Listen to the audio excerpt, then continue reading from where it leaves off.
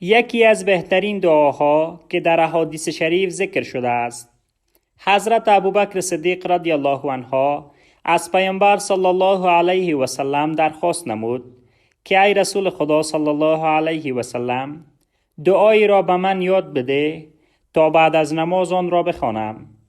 پیامبر صلی الله علیه و سلم به ایشان فرمودند که بگو: اللهم انی ظلمت نفسی ظلما کثیرا ولا یغفر الذنوب الا انت فاغفر لی مغفرة من عندک وارحمنی انک انت الغفور الرحیم.